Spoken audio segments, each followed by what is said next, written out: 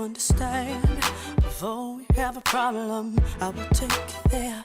When it comes to my man, please don't be someone who's urgent. It's a holiday, and every day's an anniversary.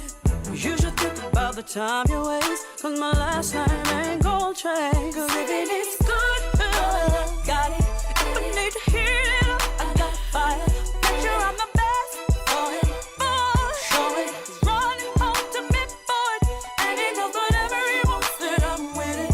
And he knows the perfect place to come get it. And he knows that every woman is in me. Oh, man, can just let me be. I got the free. Back up off of me. I got to breathe and just be free. In case you didn't hear me, yeah, I got to breathe, so let me breathe. Right now you're listening to a remix. Right now you're listening to a remix. Right now you're listening to a remix of a porn star. Mama, you was dead wrong. Thinking I'ma let you come in here and mess up my home or get my head blown. Should've known better, homie. I got a one and only. Go by the name of Tony. And I know you heard her when she said, let me, so stop sweating me. You know that you ain't never ever getting me or get these keys, please. Situations fire like green cheese, believe me when I say I'm never leaving. It's good love, got it. If it is to heat it up, I got fire. Yeah, she Make do sure I'm it. the best. Running home to me for it. That's right. And he knows whatever he wants that I'm with it. And he knows the perfect place to come get it. And he knows that every woman should me. Oh, man, can just let me breathe. Just to breathe. Get the hell out my face. Singing my little mama a space. I got all of me. And that goes deal for me. Breathe and just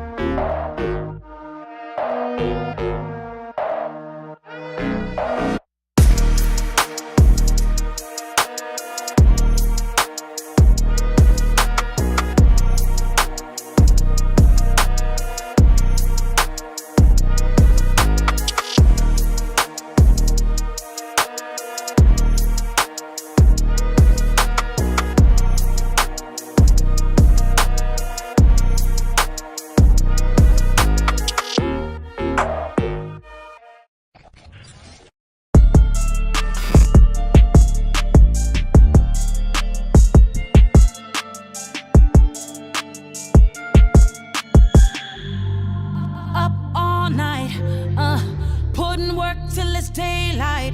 Yeah, inspiration ain't required. I go hard in the pain even when I'm tired. Cause tomorrow ain't promised. I give my all, ain't nothing less. No tomorrow ain't promised. There's no tomorrow, no tomorrow, no.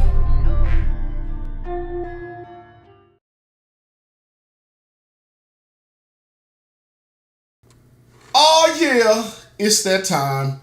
What time is it, you may be wondering? It is time to go hard in the paint. Look, I'm not going to do all the hubbub. I'm just going to introduce y'all to a very special friend of mine. I'm excited. I might get a little loose today because I'm excited to have my man, Phenix, the coolest name in the game in the building. Phenix, how you doing today, man? I'm good, man. How you doing tonight? Muy bueno, I think that's what they say. Look, we get to talk about a conference. It's a buzz like it has not been in centuries. But I do like that it is called the American Conference because I love America. I do. And the things that have been going on in this conference, I'm just going to say it's been awfully American. It's been awfully American. I should say so. Y'all see it on the screen right now. You see Purdue, but no, we're not going to talk Purdue. And when I talked about things being very American, I'm talking about the American Conference, and we're going to get straight to the Baja. We're going to talk Richmond Itsy Bitsy Spiders, as Rick Blaze called them, if you guys tuned in for that. Phoenix, the Richmond Spiders finished last season at 8-23. Don't worry about talking about Hoopsteria as they finished their season off with 6 straight losses. Chris Mooney, not faring very well there. He still has a winning record. This team, look, they were in the bottom. Let's be frank. They were one in the bottom 4 in scoring, just putting up just 56 points a game. They were only putting up 12 assists a game, not moving that rock. Insert a top 50 recruit to Richmond by the name of Ty. It's Merca, right? But lo and behold, he's not going to be playing in the first 5 games. Phoenix, we got a little bit to talk about here, and I definitely just want to just shoot from the hip and talk about whatever you want to talk about with this Richmond Spiders basketball team. Yeah, so, let's just go ahead and start off with what has been the talk of the conference for the last week. It's just the Ty Merca situation. He's out for a few games to start the year. I really think he was going to make a great impact on this team coming in. This team has no scoring whatsoever. They couldn't do it last year. There's nobody on this team that I really, really, really count on to go get me a bucket. I think Ty Merca could have helped with that, but I really don't know how this situation is going to play out all year. It's kind of a he said situation. And I got a chance to talk to Ty last night. Just got a quick few words with him. He said he's ready to kind of just move on, put it behind him, and get to playing when he can. But yeah, it's an experienced lineup, but it's not a good lineup at all. Well, there's just nothing that excites me. Well, look, I'll say this. There's been a lot of talk. And from a lot of the talking heads and people doing their job, right? That's what they're supposed to do, is make a big deal out of small things, and this is a big thing that's going on. But look, they have a couple. This is college basketball. We don't, unless you're local and you know things going on in the area, you may not know about all of the players. There's 84 teams with 12 players apiece. Francisco Fortunato, team captain. Did not play a ton of minutes last season, but he did manage to get 2 assists a game. Wasn't turning that ball over. He's considered an excellent playmaker. They also have Elias Platt, sophomore, who didn't get much time either. Sophomore and junior playing technically ahead of Ty Merca, but we do know Ty Merca was supposed to start there. What do you think this looks like? Do you think he gets to relinquish his starting spot when he returns after all the drama? Do you think they run some type of small lineup? What do you see happening with this team? It's a weird, I don't know. The philosophy they have is they're a perimeter team. So that would lead me to believe that Ty Merca would fit that offense. Just with his skill set and his ability to pass the ball and get to the lane and finish. But for a perimeter team, they can't shoot the ball. They were not a good three-point shooting team last year. So I don't know if the philosophy is great, but I think that Ty Merker coming in, if he does come back, he's able to start. How long does it take him to get adjusted to the SimWorld U pace of play and the type of players he's going to be going to get? It could take him 10 to 15 games, and if it does, Richmond could be well out of it before we're halfway through the season. They were well out of it last season, no matter what point of the season you want to pick out. Yeah. He's a really good player in the pick and roll. That's what I liked when I got to see him play in SimWorld Prep. I don't know if they have a big man to pair with him, but that's what it's all about. You bring in a top 50 recruit, you build upon that and recruiting down the future. Maybe you can start building your program into something, right? What do you think might be a strength of this team, though? And again, I see you ducking the question. You ducked the question, Phenix. Do you think Ty Merker can relinquish that starting spot after getting off to a rocky start with Coach Mooney? I just don't know how you bring him in. Yes, you had a rocky start. Your team is not great. They didn't have a great year last year. You need some oomph in this lineup. I just don't see how he doesn't come back and start. I just don't see it.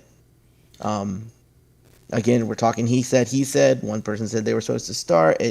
Whatever it is, I think Ty Merker starts. What I do like about this team is their ability to get on the offensive glass. They did a great job last year of getting on the offensive glass, which can lead to second possessions here for a team that's not a good scoring team. That could, give them extra chances here.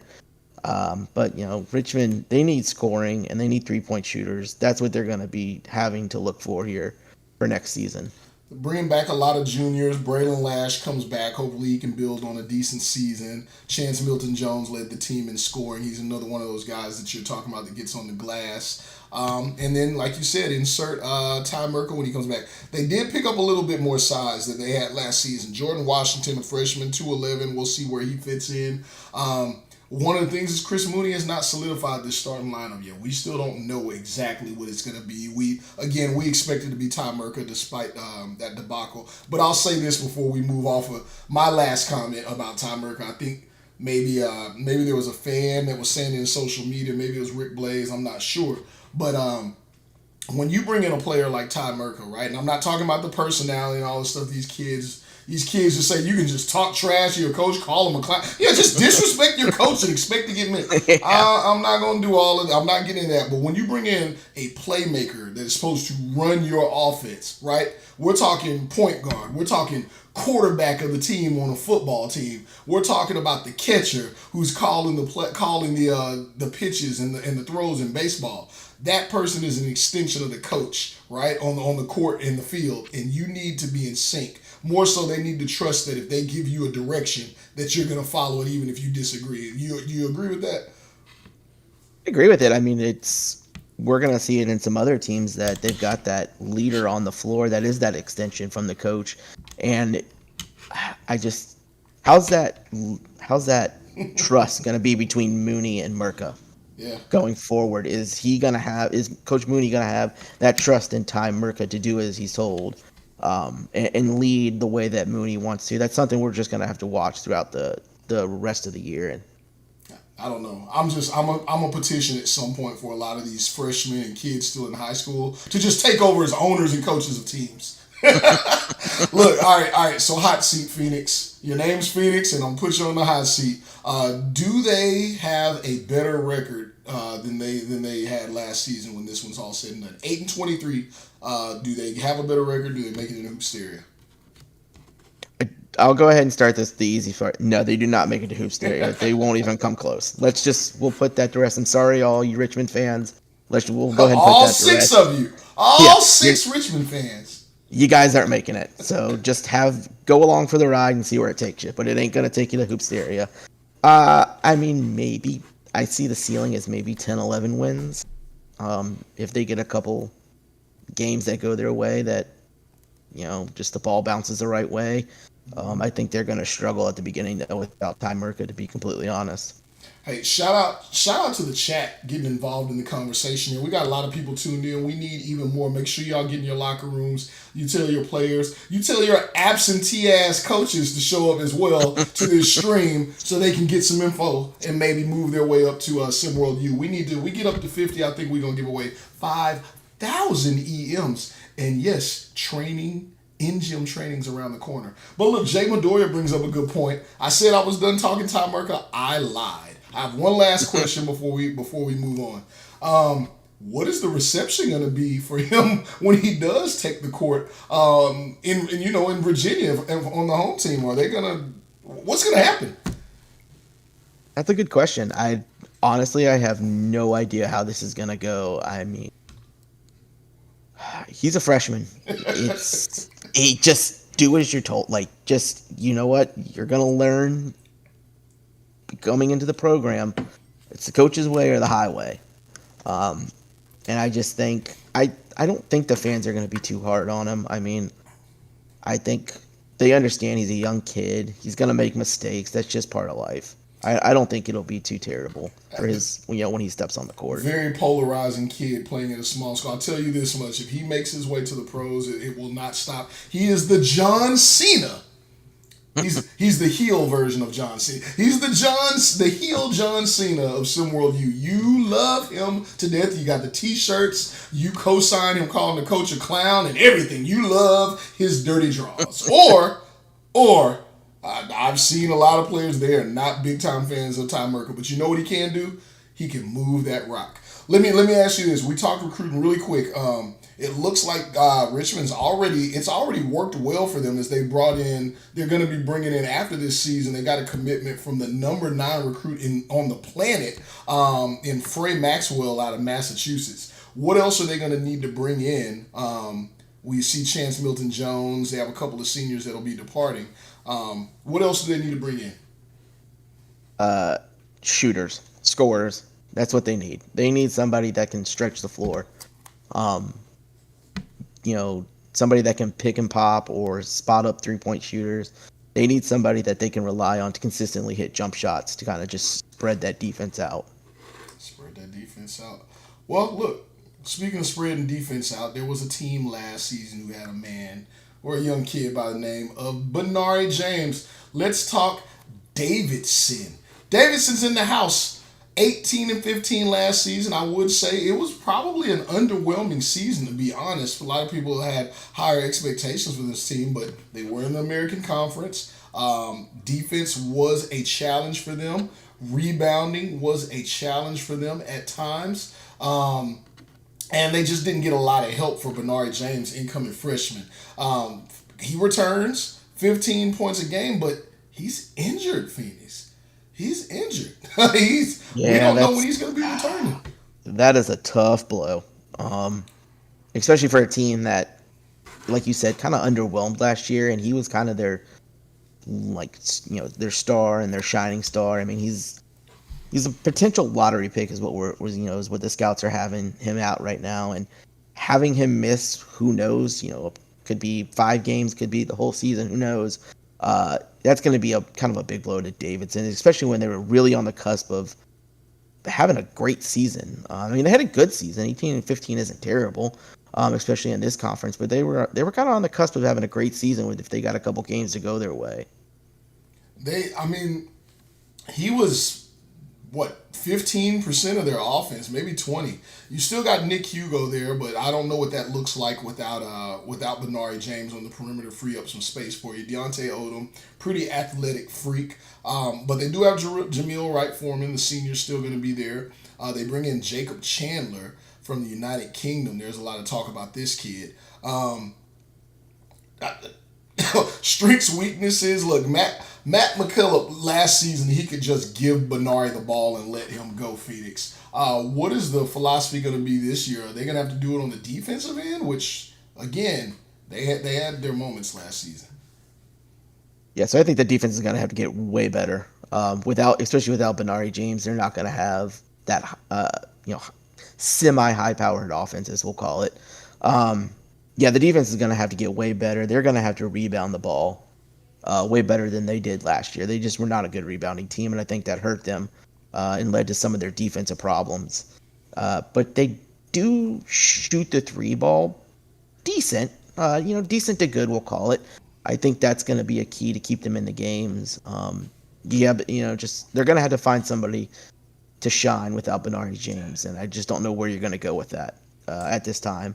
I think that's something we're going to see. Hopefully somebody comes out of the first 3-4 games and it says, hey, this is the guy that's going to place for Benari if he can't come back. Who do you think that might be? If you had to put money on it right now, if your name was Trey Hyman and you were gambling on a game when you weren't supposed to be, who would you be voting? Who would you be betting on? It's a really tough one because I like Chandler coming in. He's a good shooter. I just don't know. He's unproven. I mean, he hasn't played a game yet. I like Taekwon, Hartsfield. I think he's good. He could be good. I think it's going to be somebody that we're not expecting, to be completely honest, that we didn't say, hey, he came out of nowhere. He didn't have either a decent year. He didn't even play on this team last year. It's going to be someone we're not expecting, to be completely honest. I'm voting for Nick Hugo. I'm hoping for the return. That kid, 6'9", 243, locomotive, absolutely just dunking on the top of people's heads. I don't know how he gets free for those dunks now, but I am rooting for him because there needs to be some excitement in Davidson, is what I will say.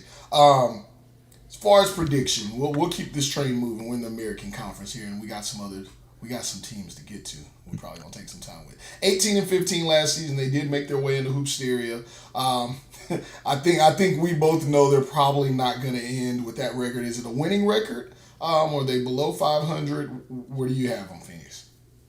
I think it's two paths here. I think if Benari James doesn't come back in a timely fashion, I think they're going to go. Yeah, that's true. It's a possibility, and that's why I think we're going two paths here. If he doesn't come back in a timely manner and or misses the whole season, I think they'll be under 500. This is a tough conference, and as we'll see as we break down some teams. That's crazy, Phoenix. The American is. Conference is a tough conference. What alternate universe are we in? But it's true. I know. You just when we start talking about some of these other teams, I think people are going to be surprised at how good this conference can be, and probably will be. But if Benari James can come back in a timely fashion, I think they could get 20, 21 wins, and I think they'll be back in Hoopsteria. But I think it's all going to ride on Benari James and when and if he comes back. Well, y'all hear it there. Whoever has Benari's phone number, hop on the horn, get that kid working out, help him get the rehab he needs to return. He was a big name. A lot of people have been watching for him and have seen him since SimWorld Prep. And I believe Coach McKillop and Davidson really would like to have him back as well. So recruiting trail. They only have a couple of seniors outgoing. But what does this team need to be bringing in? I think I already know the answer. A little bit of size. I think they're going to need to bring in some size, and they got to bring in some defensive players, some lockdown defenders that maybe not somebody that's going to score, but kind of like, I'm going to throw it way old school, and this might date me, but someone like a Shane Battier. Shane Battier? Yes, somebody that is a hard-nosed rebounder, going to take the charge, going to play the dirty down low, and just get a fire on the defensive side of the ball, I think is what they need. And if they can find a couple, and then they're going to have to honestly find somebody to possibly, replace Benari James. But we'll see how that plays out. But yeah, I think they need a tough defender, couple tough defenders, and I think this team could be really good. Chat's on fire. Y'all are pretty funny. Free Trey Hyman. You don't want to see a return. I asked y'all this question. Have y'all seen referee McDonough? Has he returned to coach to referee on the sideline? I don't think it's happening. I don't think it's happening, guys. Sorry. I don't think he's allowed within like 500 feet of an arena. Yeah, I don't think so. Y'all have fun at the Trey J SummerSlam. That's what he's able to host. Cop your shirt and show out there. I don't think we're going to see him otherwise. I wouldn't be shocked to see him enter himself into that tournament and then maybe place a bet on himself. Though. I'm just saying. All right, we're gonna keep it moving here. We're gonna go to my hometown squad. Let's talk a little Houston Cougars basketball. Talk about underwhelming last season. My God, 14-17. They had Carl Holmes. They had Freddie Stonewall. They brought in the likes of Cole Abdul-Rauf. They had Aji Fagbenle, and they had one of the best interior defenders and rim protectors in all of the nation in Derek Long, and they managed a losing record somehow. That meant someone had to go, but he didn't get fired. Kelvin Sampson decided that his coaching days were over, and I would too after a display like that. Two of them. They had actually a struggling season the season before. Not so great. They come into this season, though, Phenix. No huge additions, to be honest. They bring in Victor Saint, they bring in Amari Thomas, but they're bringing back the same team minus Carl Holmes. What can this team get done? Before we even get to that, what is the outlook for this team? What do you expect to see? What type of game is this team going to be playing? I hate to break it to you, Yells, and this might be, we might have some rift on this, but they will not have a winning record. I hate to be the bearer of bad news. They bring back, even though they're a decent, the older team, they just bring back no scoring options. They're one of, I believe, two teams that does not bring back a double-digit score. What about Freddie Stonewall? He put up 16 a game. At Houston? Yes. Yes, he did. I don't know. 15 points a game. Well, then we got to check our stats because some of our stats ain't showing he's bringing 15. Pull up that broadcast doc. Pull up that broadcast doc. It's on the screen right now, sir. I got you back. Yeah. I got you. Smaller. But here, we'll give you got one guy coming back with that. They don't rebound the ball great, and I think that's their downfall. Especially for a team that has good size. They got to work on that. That's going to be a problem for them, especially going up against some of these other teams that do have the size. I don't know. I don't like this team. So I'm gonna push back there, Phoenix. I love Derek Long, and again, I'm gonna sound like a homer. Derek Long, 1.7 blocks a game. Doesn't move his feet very well, but damn it, if he's in the paint, he's gonna contest. They've also got Abraham Kasongo. That's 7 feet of noodles. The dude needs to hit the gym, but he still has long arms, and that counts for a lot in college basketball. 7 foot tall, long arms.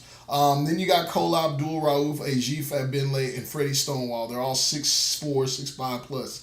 I think from the moments I saw Cole Abdul-Rauf last season, I'm thinking he maybe takes a jump here. And again, if I'm wrong, chat, tell me I'm wrong. Last season, Phoenix, they ran their offense through Carl Holmes, as they should, because he's a great scorer, low post scorer. But I think that this team is really built to get out and run and work off of their defense more than they are to pound it on the inside. And sometimes it's addition by subtraction. I think maybe the subtraction of Carl Holmes, insert a more up-tempo type coach, like I know Tim Schumacher wants to run, and he lets these dogs run.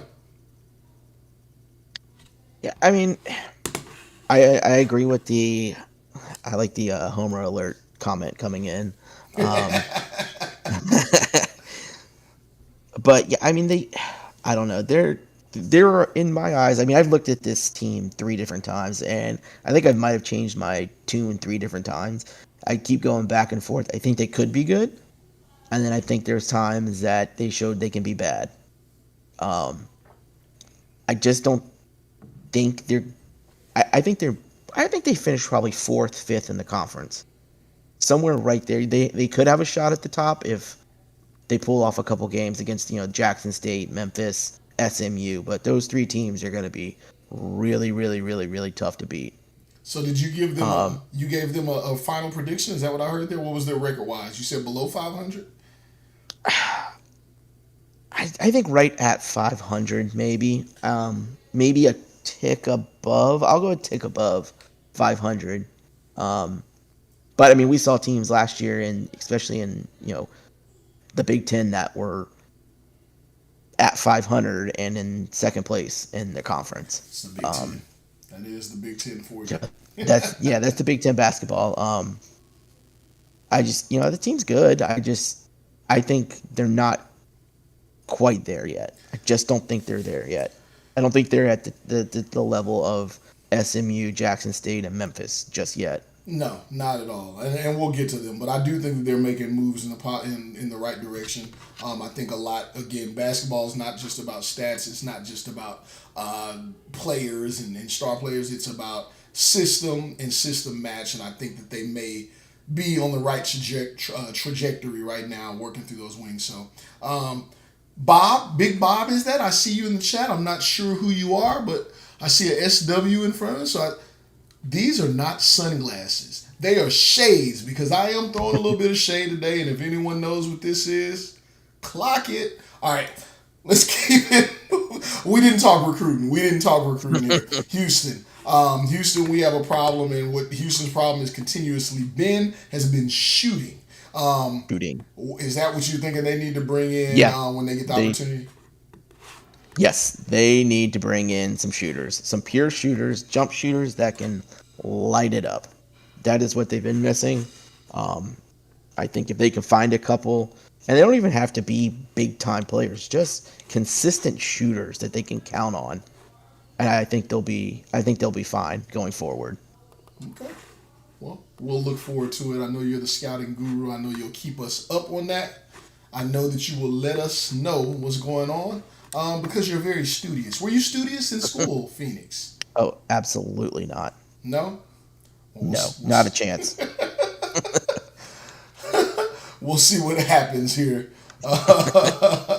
We'll see what happens here as we talk about Harvard. We're talking Harvard basketball here. 9-22 American Conference's pinata, if you will. But they had some positive moments last season. They had a kid, I believe he was the first SimWorld Prep committee ever in Jay Luce, injured. Man, injuries have just been ravaging, have been absolutely ravaging. Matter of fact, I'm going to stop for a second. There's no zest in anything. There's nothing zesty about yells. My daughter and my son showed me that. The clock and the T, I just think it's freaking hysterical, bro. Clock and T? Is that what T? I would think that it's like two cups, like two teacups clinking together. I don't know. Anyway, don't use zest and yells in the same phrase. Watch it, suckers. All right. Harvard. Yeah, they had Jay Luss, and they had some positive moments, but they also had some pretty ugly ones, obviously. Finishing at 9-22. Not a lot of scoring here, not a lot of firepower. It's Harvard. I don't know if they'll ever be considered a team with firepower. We can move through this one quickly if you like, Phoenix. Just start wherever you want. I'm going to echo what you said. They have zero firepower, honestly. They got no score. I mean, Mighty is good. I think he's probably will score in the double figures again, because I think he's going to be their focus once more. But other than that, they struggled mightily trying to put the ball through the hoop. And if you can't score, you can't win. That's pretty much the plain and simple of it for this team. Just they have no size either. The size kind of hurts them a little bit, and I think that's why they couldn't score. They kind of were, in my opinion, one-dimensional. And I think they're probably gonna struggle mightily again this year. I think to kind of push this along for a team that we don't need to spend a lot of time on, I think they'll probably hover around that same record, maybe 7 wins, 8 wins, unless by the grace of God somebody has found something in the offseason that just explodes. Yeah, I don't even think the grace of God is going to work for this team. I think nothing short of Thanos snapping every other team out of the American Conference. That's the only thing that's going to work. Tommy Amaker, what a sweet gig to have, man, to keep your job and just be on a losing team, but being, hey, what have you. You do what you got to do.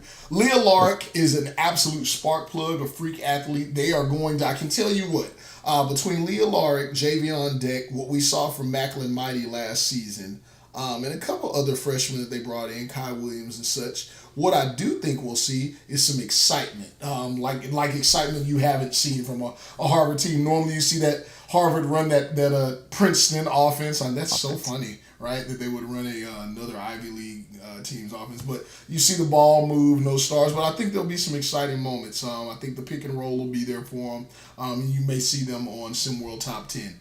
That's what you would hope for if you're Harvard. Otherwise, no seniors incoming, but the recruiting trail never stops. Where do they start here is what I'll ask Phenix, because I know we can say everything. I do just want to know, how do they set themselves up for the future? So I think they have a good point guard in Alric. He's what I like to call a true point guard. He can pass. He's got great court vision. He doesn't turn the ball over a lot, and that's a big thing in the Tommy Amaker offense. In that Princeton style of offense, you got to take care of the ball and you got to be able to pass the ball. I think they need a little bit of size, and I think they need to start looking for some wing players, some forwards that can kind of pick and pop if they want to play a little pick and roll, throw a little wrinkle in there as well. Some guys that are athletic enough to do the cuts on the back end. But I think some size is what they really need, and just somebody that can score, put the ball through the net. Yeah, they need a lot. I think they're a few seasons out, but I think bringing in Leo Laric and the excitement he'll bring to the team, possibly getting them some national attention, could start that recruiting trail that maybe makes them at least relatively competitive within the next decade, right? And I know that sounds far off, but that's how things work, right? The time is a real thing. Everything doesn't happen overnight. So shout out Harvard, shout out the Ivy Leagues, and shout out a 9-22 coach. I just want to say that. We're gonna keep it moving though. We're gonna talk about a team that actually was a winner for a change. Let's talk Memphis Tigers. Perennially a good team. Penny Hardaway, you saw him on Say What, the Say What segment that airs in our social media in the feed. He was talking about players giving effort. So shout out Penny Hardaway. He's been an excellent coach so far. Phenix, he's had to do so on the heels of a Lace Darius outlaw, LDO. And LDO coming back where people thought he may have opted to go to the lottery, but he comes back with his 20 points a game. His team leading 5 assists, team leading 1.5 steals a game. Good shooter, good attacker. He does everything for this team. We saw a couple. I don't want to steal all your thunder there. We saw some spurts from freshmen last year. Jalen Smallwood. He's coming back. Looks like he's going to be starting for this team. He's now in the sophomore role with another year under his belt. And then Darion Banks. This team, getting up and down the court at times was absolutely scary. And it was not all LDO, although that's all people will see. Phenix, what is this team going to look like this season, and are they more dangerous now? So let's start with the big thing is they got Outlaw back. Huge get back. As we're going to see kind of later on, this conference got kind of lucky with all of the top players that came back. We saw someone like the ACC where a lot of their top players hightailed it and left their teams. A lot of the top players in this league came back for another year, which I think is going to make this conference crazy good. But Memphis, this team can score. They can get up and down the floor and score with the best of them. I would look for it to probably do the same thing this year. They're a little bit older now. Outlaw's back. Banks is a freak athlete. The guy can dunk the ball like no other. And I think they might be better than they were last year. Their size is a little bit of a problem, but I don't think with the way they play, I don't think it will be a problem. I think Deontay Joyce looked really good for them last season as just a freshman.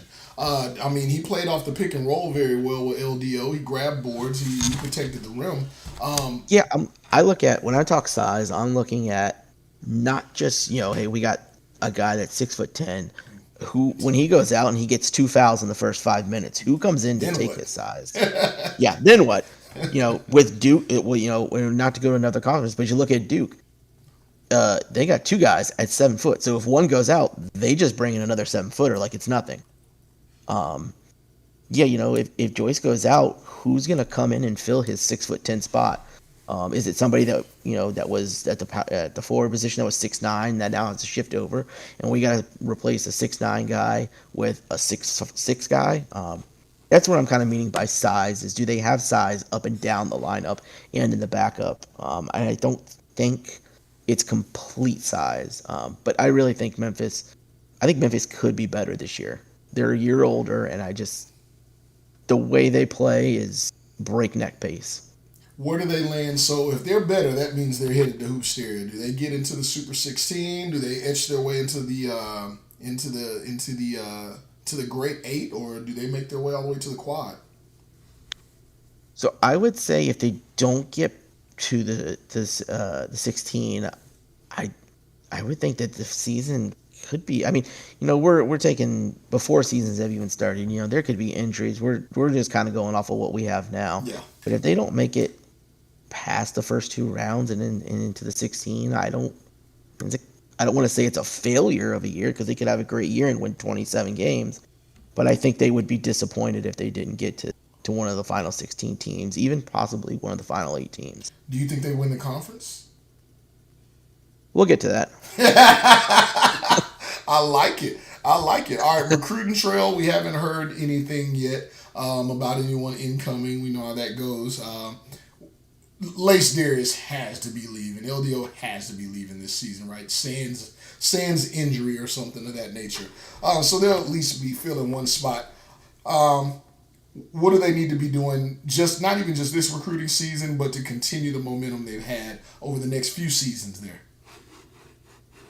Yeah, this is a weird one. I mean, I think they would be depending on who leaves. We'll just preface that. Depending if anyone outside of Outlaw leaves, I think they would be really good to just find some role players, maybe a little bit of size, backup players. Not somebody that they need to come in right off the bat and be a top star.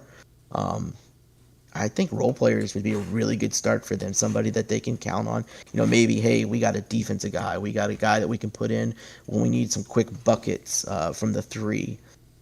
Not somebody that needs to come in and play 30 minutes a game and score us 15 points a game right off the bat. I think they could ease some players in and kind of get some role players that can turn in to future starters. Okay. That's your Memphis Tigers outlook from Phenix. Phenix says they will be better than 23-11. You're on the record. People can come back. They can watch this episode of Hard in the Paint, Phenix. We're going to see if you're right. We're going to see if you're prophetic there. We're going to keep it moving, though. We're going to talk about a team a little bit further north in the American Conference. Let's talk Temple. These are the Owls. Is that right? The Owls? The Owls. What the hell? What? How? Who came up with that name? Why? Who came up with that as the mascot name for the Temple? Are there owls in wherever the hell Temple is? I'm just joking. Temple's in Philadelphia. Yeah, I'm aware. I guess there are owls there. I just think it's crazy. It's a weird mascot, if you ask me. With all the mascots in this conference, yes, I think the Owl's the weirdest. The Temple Owls, 11-19 last season. Adam Fisher does not have a winning record here with Temple. This is a big season for him. DeMonte Gates, this is going to be his last season with the team as a senior here. You got AJ Frost. You got Angelo Roman, who was expected to have a much better impact on the team than he had last season. Where do we go? Matter of fact, before we even do that, because I know we have to address a couple of elephants. They brought in Deuce Turner, big time scorer out of Pennsylvania, local kid. He's going to be getting the start apparently, which gives this team a drastically different look than what they had before. They weren't able to kind of create off the bounce for themselves, so they have that now, and they also are going to be starting another freshman, Demarion Laughlin. Phenix, what is this team going to be able to accomplish? What kind of style do you think they're going to run, and how effective will it be? Yeah, they needed those 2 guys and Turner and Laughlin to come in because they need some scoring. They're gonna, I would say, between Roman and those two guys, I think those trios are going to be your focal point for offense this year. Roman's a really good. He's really consistent behind the arc, which I like. I just this team Look is at that finish. they weren't good. Was that him on the That's great. highlight there? That's right. Yeah, I I'm believe sorry. so. I didn't know he could get to the rack like that. I know Please that's continue. yeah. I mean, it's just they're gonna. This is another team that just doesn't have the firepower to keep up with the rest of the league and where it's going. I think they've got some nice pieces. Don't get me wrong, but they don't have top-notch pieces. They have decent pieces. They don't really pass the ball well, which I think is going to be a problem. If you don't pass the ball well, you better be able to score off the dribble, and that's what you just prefaced that they couldn't create for themselves, and now they're bringing in two guys in Turner and Turner can create for himself. So I think that's going to be a nice little uptick in their offense. Show them something that Temple fans aren't used to. They brought in a little bit of size. Again, heavy freshman load there. Looks like Fisher's expecting to start Desmond Williams in the middle, 6'11", 223, so that gives them some size. Then they have a couple of guys coming off the bench. But you talked about this with other teams. Once that big man goes out, where do they go? Is that going to hurt them? Are we going to be looking at what the same problems they looked at last year, or is their scoring going to be able to overcome that? Yeah, they're going to be a team that's, I don't think, going to be very deep because I don't think they can afford to be deep. I don't think they have enough to be deep. So they're going to really have to rely on their starters, and their starters are just going to have to play smart and stay out of foul trouble, because I think if they get in foul trouble and they're going to have to start sitting starters, it's going to go south really quickly for them. One thing they do really well as a team is they do get to the free throw line. So they do draw contact, which those are free points. They should be free points, let me preface that. So, that's one way to score. This is going to be another team that just doesn't have it this year. They're going in the right direction, possibly, if they can get a few more key pieces next year and develop some of their freshmen this year. But, I think this year is going to be another painful year for Temple. It's a learning season. So what do they need to be bringing in? You said in the future. So what do they need to be recruiting, Phoenix? I think they got to have guys that can, kind of like with some other teams, they got to have guys that score with and without the ball in their hand. And I think they need to get a really good mix of down low players and outside players to kind of spread the floor a little bit, not just rely on isolation and creating on your own. They need to do pick and roll, good low post game. That's going to diversify their offense. Okay. And did you give a prediction on them? How many wins? Let's do it.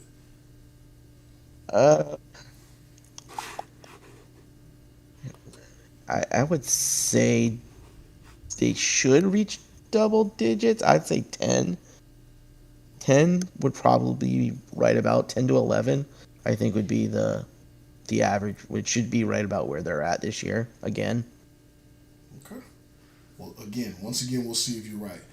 We're going to go from talking about a team that's not going to be very good to a team that's probably going to be even worse. Let's talk about them so that someone talks about them, because if we don't, no one will.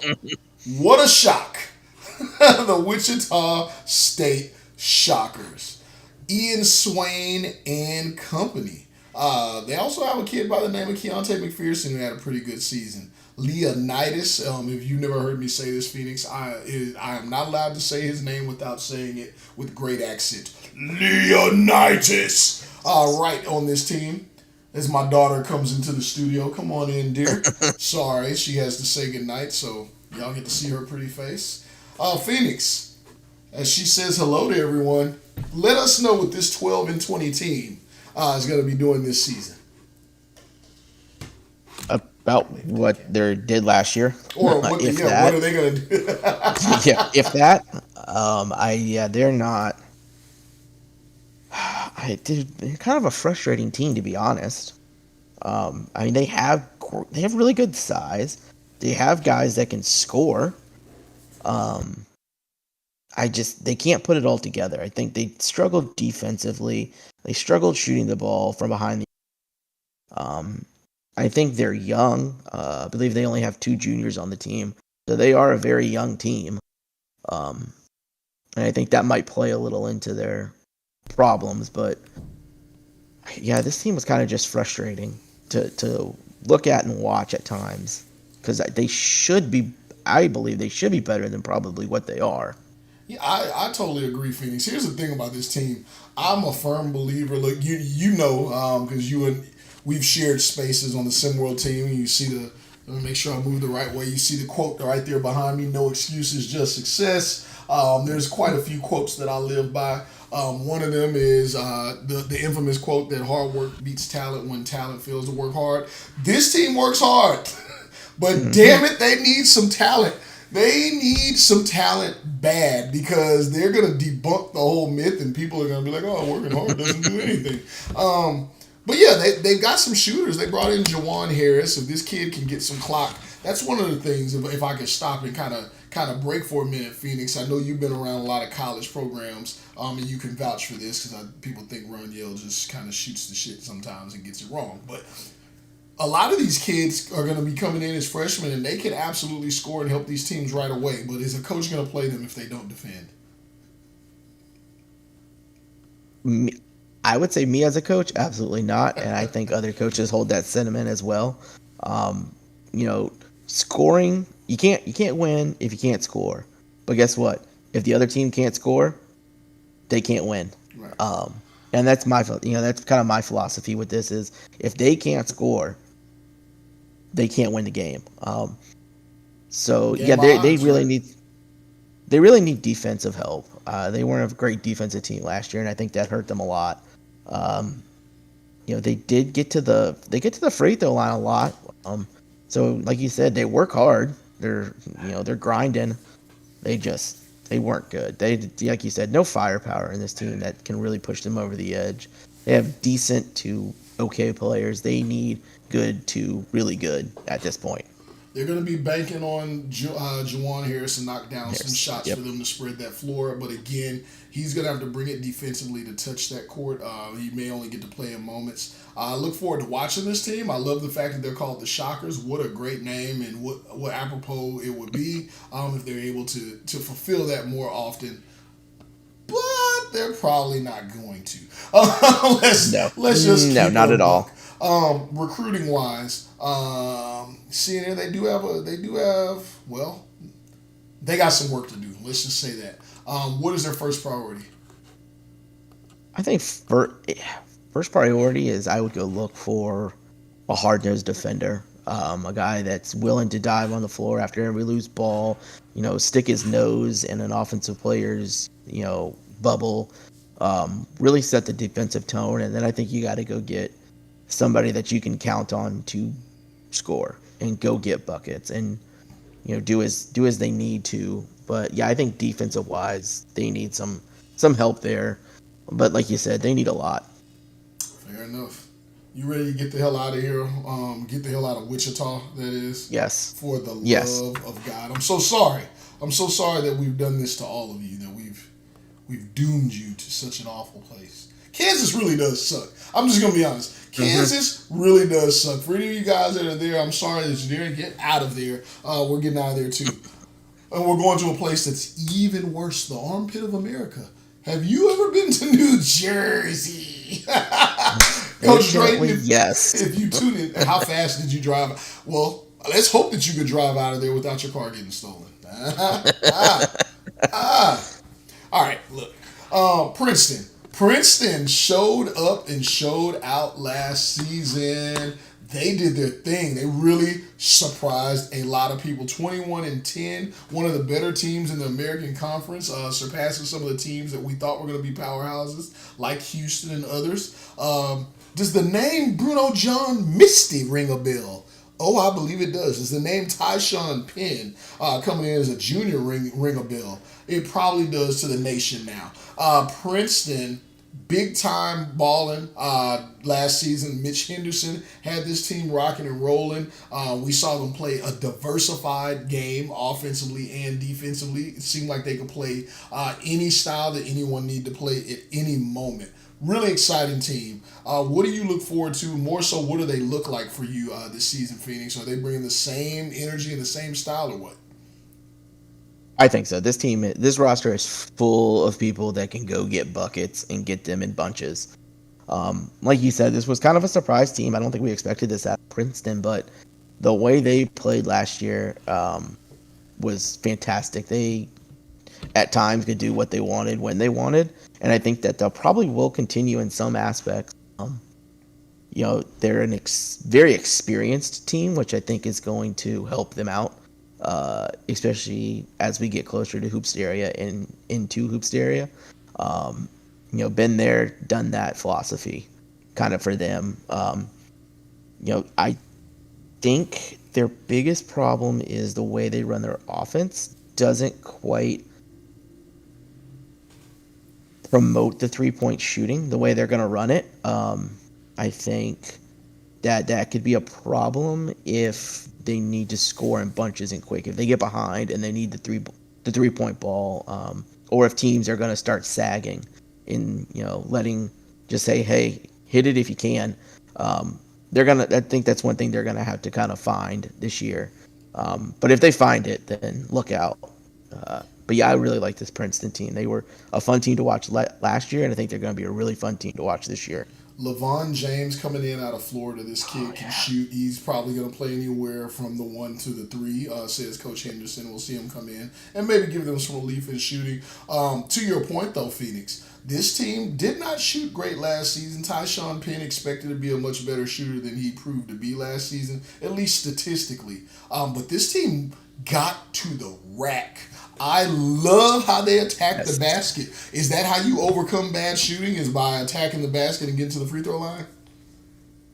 Oh, yeah. I mean, it's if you can't shoot from deep, shoot it from close. Yeah, they did a great job of getting to the line. I think that'll be a key this year if they fall kind of into that same trap of not being able to shoot the ball well. Just take it to the rack, and either they're going to block it, you're going to miss it, or you're going to go to the line between, or you're going to make it, and there's no in between. One of the better backcourts in the American Conference, maybe having a case to be the best backcourt in the American Conference by the time it's all done. Where do you think they end? Can they build upon this record they finished last season, or are they going to come back to earth? I think they're probably going to hover around that 20 to 21 win. This conference is really, really tough. You're going to have to really... It's a weird conference. It's the top 4 teams, which I would include Princeton in, are really good. So if you can win 1 or 2 of those, your win total is probably... it's going to kind of go down, and you got to win the games you're supposed to win. Mm-hmm. I would say they probably finish right in that 20 to 21 area again. I think it's probably where their peak at is this year, and I think they'll do a little more damage this year in Hoops area, being experienced. Okay. They've got size. They've got everything you need except for shooting. Very exciting team. I'm looking forward to seeing what they're going to do this season. Hey, everybody, Princeton giving people a reason to stay in New Jersey for at least 2.5 hours. But I suggest that you take public transportation. Just saying. Yeah. Just saying.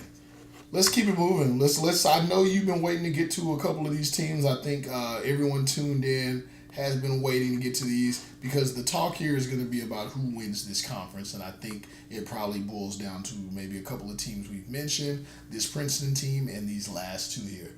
Who wants to talk Jackson State? If you don't want to talk Jackson State, you've never been on the campus and seen the ladies. I'm just saying. It's a great place. It's the only reason to go to Mississippi. Before I even talk basketball, but I have to tell you, this American Conference is littered with cities that you never want to go to. I mean, absolutely littered with places that no one wants to be, unless you're hooping. Coach Mo Williams led this team to a 20-13 record last season. Mo Williams knows guard play. He knows perimeter basketball. And guess who he had last season? And somehow talked this young man into coming back for his senior season. D. Woodley, 20 points, the leading scorer in the conference. 4 assists a game. Heavy load. And guess what? They bring in some help by the name of Jay Midoriya, one of the top recruits, not in the country, but in the world, to be his backcourt mate, along with a couple of other guys on this team that really proved to show up in the bright lights, during the bright lights last season, and Richard Alpine, who's just a tank down low. What does that say? 6'9", 228? Unless he lost weight, they are continuing to lie. That dude is a fridge. And Renzo Bryant, who seemed to find a jump shot late in Hoopsteria. I'm excited to hear what you have to say about this one, Phenix. Where is JSU going to land? What are they going to do? Tell me about it. Yeah, so you said that, and I quote, that Princeton has probably the best backcourt. Yeah, no, this is the best backcourt. Corrected me. I stand corrected. I like to be corrected when I'm wrong. You're right.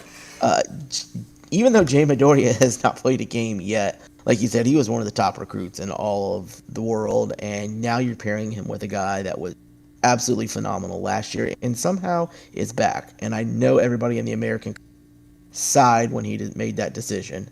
And yeah, D. Woodley was a freak last year, as you could just see with that insane dunk he just dropped. And now you're adding him with Midoriya. This is the best backcourt in all of the American Conference by far, and I think this team is destined to win the American. You're going to add in Alpine, who's a really good big, as you said, he's a tank. He can rebound, he can score. So now you have the inside-outside game. This team is just, they're going to be really hard. They're going to be really hard to beat this year. They really are. They're experienced. They don't have to rely on youth like some of these other teams.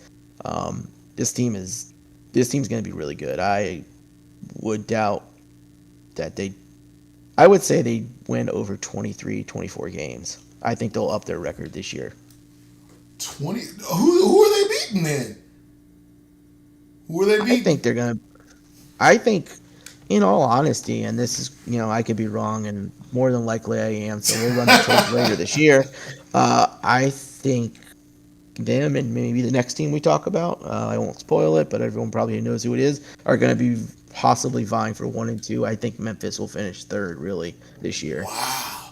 Jackson, who'd have thunk it? Jackson State, a powerhouse in any conference, just making their way up from being, not on the main stage in SimWorld U, and now they're potentially leading the conference is what, that's what Phoenix saying. That's what other experts are saying as well. I just want to point out, people are going to talk about D. Woodley. They're obviously going to talk about the incoming Jay Midoriya, and people love to talk about just the big guy that goes to work. Anytime there's a guy that just kind of looks like a Charles Barkley in the middle, people like that, just kind of wide load.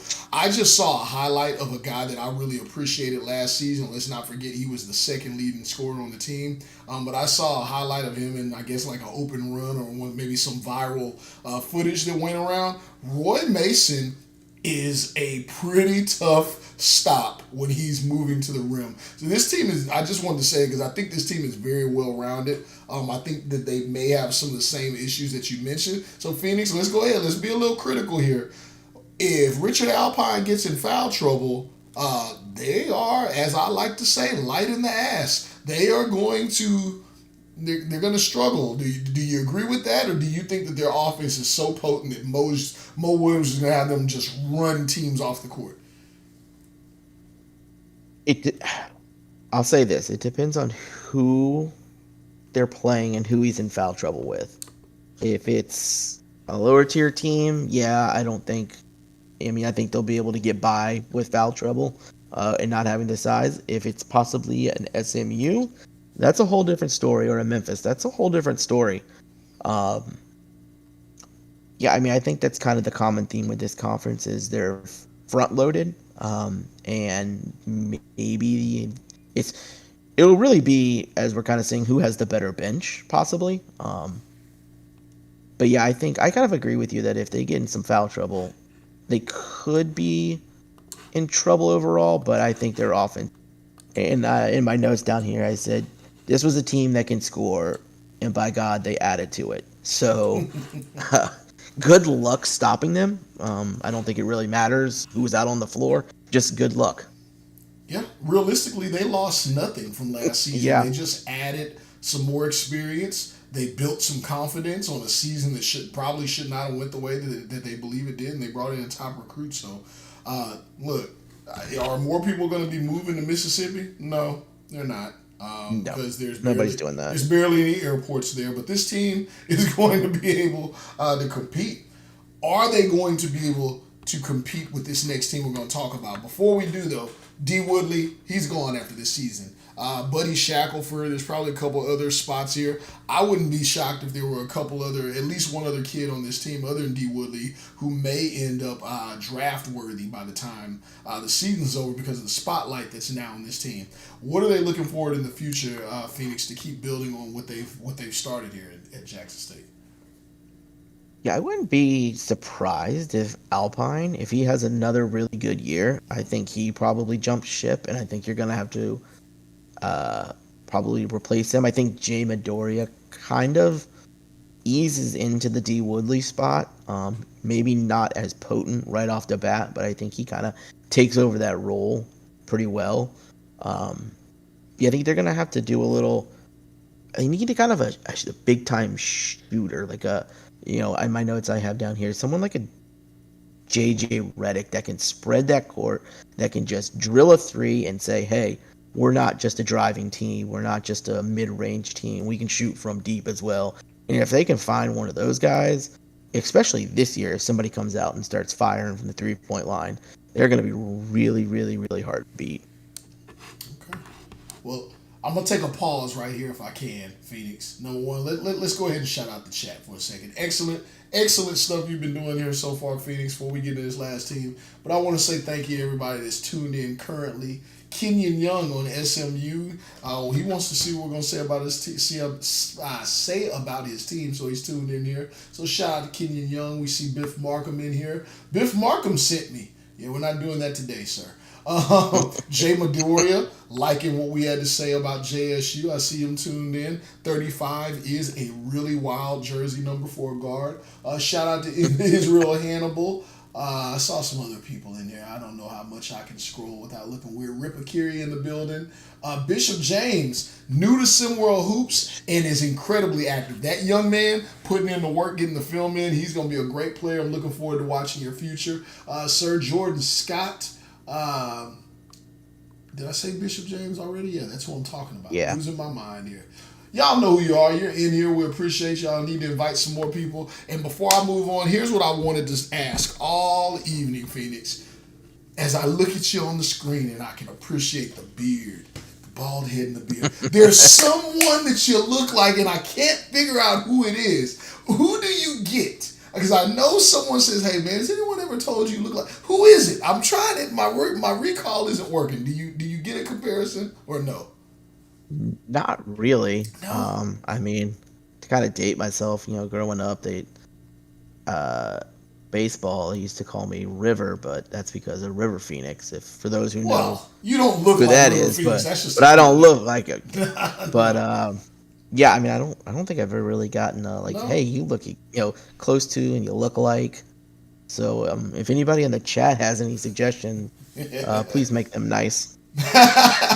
If I figure out who it is, I will send you a message. I'll tell you what if we could just compartmentalize what it is, like the look though. The look is don't F with me. Don't F with me. That is the look. That is the look. Let's keep it moving though here. We're gonna talk about our final team in the American Conference. Some people will say we saved the best for last. I'm gonna say we saved the last team for last. It's just how it worked today. And we're gonna see how Phoenix feels about SMU, another team in Mississippi, just in a worse city. By God, how can it get any worse? Rob Lanier, though, he has this squad rolling. 9-16 last season. Not as good as some of the other records we talked about, but impressive nonetheless for another team in the American Conference who probably should not have had a run like they did in Hysteria. I mean, they got it done. Offensively, they looked great.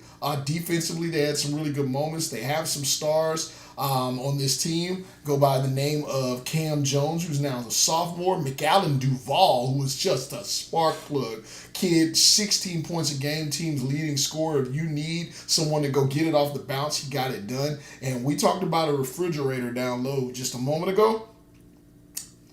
Someone nailed it. I'm sorry. I'm breaking. I just saw someone nail it. I saw it. You know who it is, and it's accurate. Yeah. All right. There's two in there. There's two positive ones in there. All right. Can I get it out, Phenix? Can I get it out? One is Mr. Kick-Ass. He kicks more ass than the Rocket. That's Jason Statham. I see it. That's who it was. The other one shared a ring with the Rock, and well, it's the Big Show. Yes, that's it. Thank you. You guys are funny. I appreciate interacting with y'all, man.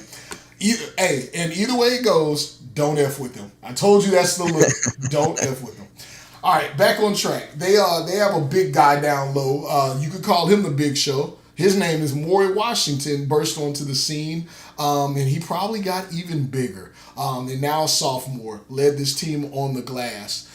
They also had a chance to bring in Barkley James. But Barkley James, him and his brother both, I don't know what's going around in the family. He's out currently injured. I'm not sure how long he's going to be out. We don't have that news. But that was expected to take this team over the edge. But nonetheless, no Barkley James, bringing back the same thing they had before. Maybe he returns, maybe he doesn't.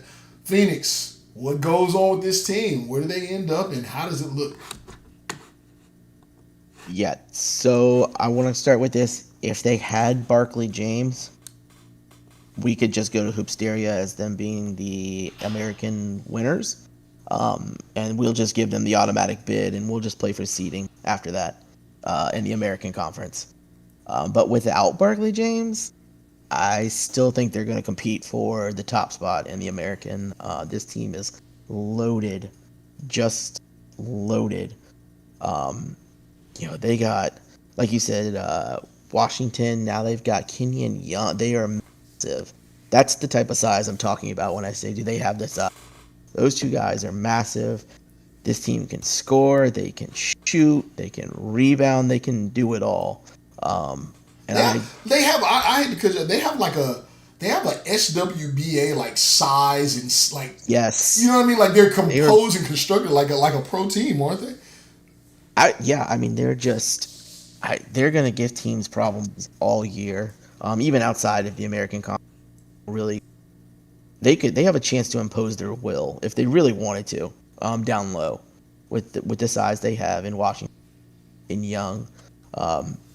If Barkley James comes back and he picks up right where he left off last year, and then you have Duvall coming back with the great season he had last year, this team is going to probably compete for the number 1 overall seed in Hoopsteria, I would believe. And Phenix is bringing a lot of hot takes. Watch out, Rick Blaze. Someone just doused your hot takes with a lot of water. It's been scorching in here. What's hotter than a blazing hot take? A Phenix. I mean, am I wrong though? No. I mean, I don't think that any team has what they have really. I mean, they have it all. They have the scoring, the rebound, the passing, the defense, and they've got somebody waiting in the wings that come back. And if he comes back, he just adds to an already dominant team, in my opinion. Yeah.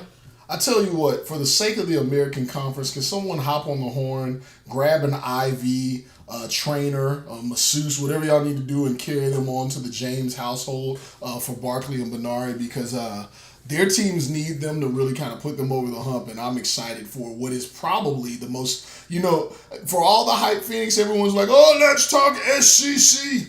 I think this might be the hottest conference in SimWorld U. There's my hot take. What do you think? I would agree with it. Most exciting. I think they've got just And I think it kind of goes back to what I said earlier. A lot of their big names came back, where a lot of other teams in conference didn't. They jumped ship and went on. Not blaming anybody that went on bigger and better things, but the American Conference, these poor teams that can't compete, they just thought they were getting rid of, Outlaw and D. Woodley and someone like a Bajari James coming in. They thought they were getting rid of these guys, and now they got to play against them another year. And I think that's what makes this conference exciting. Just SMU. I'm looking at their roster. Could you imagine? Could you imagine having to guard Maury Washington and Kenyon Young up front? Or if they didn't start together, Maury checks out, then you got another 250 7-footer checking. Jesus, that's. And they got people. I mean, they have 4 guys over 6'10". That size. That's the size I've been talking about. Like, hey, this guy's in foul trouble. We'll just insert another guy that's just as big. Yeah, and still keeping perimeter play and shooting. Exactly. We'll see if Coach Lanier can lead this team to the same time, because coaching still plays a factor. Team has to stay healthy. We'll see if Barkley James comes back. Phenix, let me ask you, man, before we get out of here, it's been fun. Hopefully you enjoyed being on Hard in the Paint. I definitely appreciate having you. Again, watch it, Rick, because Phenix was really bringing the scorchers in this one. Anything you want to say to the people before you get out of here? No, it's been a blast on here. I'm just going to say, hey, SMU, they got hot last year. Everyone saw what they can do when they get hot. So watch out. And I'm telling you, this team could be 5 deep going into Hoopsteria if some of the pieces fall right for some of these teams. Okay. Well, much obliged. Like I said, great having you. I appreciate everybody who tuned in for this episode of Hard in the Paint. We'll be talking another conference, so y'all keep it locked in to know when the next episode is falling. And if anyone ever tuned in to the Big Show had his own sitcom on the Netflix on Netflix. So if I could ever get Phenix to sing the intro song, I'll let y'all know. I'll record it. But for now, I got your back. I don't know how the intro song went, but when I watched it with the family, I assumed it went a little something like this. Well, it's the Big Show. We out of here. It's been Hard in the Paint. Peace.